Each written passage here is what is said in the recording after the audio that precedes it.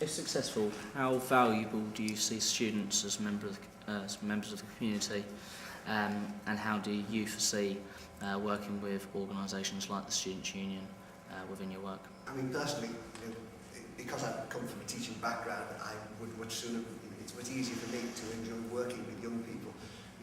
We had one meeting at a sort of pensioners' village, and that was the most difficult meeting of the campaign for me, because although my age might be somewhat closer to them than to yours, I don't relate to them quite as well, because I don't feel like that yet.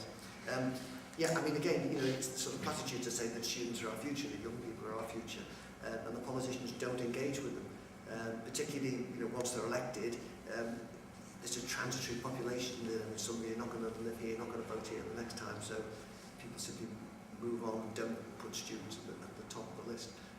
But I think the working with inspiring students, getting them involved in all the kind of community projects they can do, particularly working with younger children, again, getting students into school and volunteering on projects. And I think, we often look at sport projects and getting kids into sport, but really, again, say the art, drama side of it is going to reach more. And I think that we can use the energy here, and the fact that you have an easier rapport probably with certain age groups than people who are older. You go in a different way. It's not just in schools, but I think you are sort of a resource to the community that is underused because of the lack of effort that's been put in to make that useful. Yeah, I'm very keen to link in with students, and I've kind of been a candidate for about 18 months, and we've made some attempts to bring young people in from all backgrounds, but particularly looking at having the campus here, that we'd want to get them and try and involved, certainly in the Labour Party, being politically active, and also the opportunity to talk about issues and such like. I mean, one of the things that really concerned me when I first got selected as a candidate was that I was the youngest person in the room, which at 42 was not a very good effort for the Labour Party, to say the least. That's changed. We've now got a very active young Labour and student Labour group in South Cheshire, who probably number about 12 in activists, and so at the last meeting of the local Labour Party, I think there was about 8 people who were in their kind of late teens, early 20s. So I thought that was quite a success in a relatively short period, but I really want to push on. We've always had a difficulty engaging with what was Crewe and Nantwich College and now MMU. I think there's quite a tradition on campus for non-party political activity, and that's going back years and years.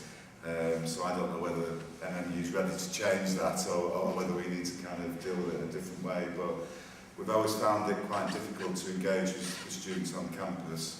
I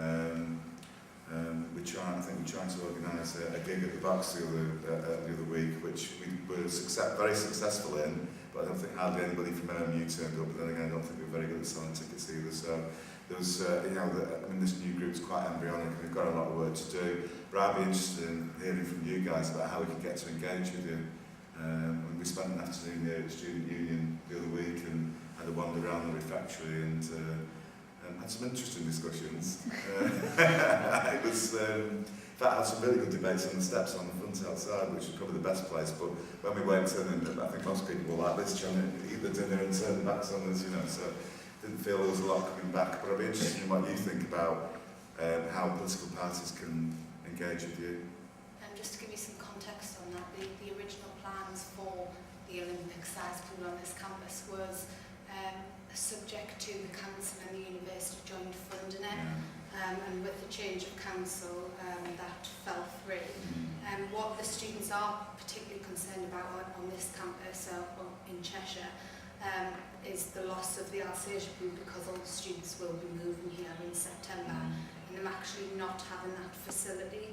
And I know there's Crewe baths, but when you're looking at actual really skilled research going into exercise and sports science, and really highly qualified swimmers, great water polo clubs, there will actually be nothing for these students to use, and the loss of that could be detrimental to students actually coming to this town. And I don't know if in your positions you would feel you would back that as a as a prime facility in this area, and what you could possibly do to help push that anyway. I'd certainly back that.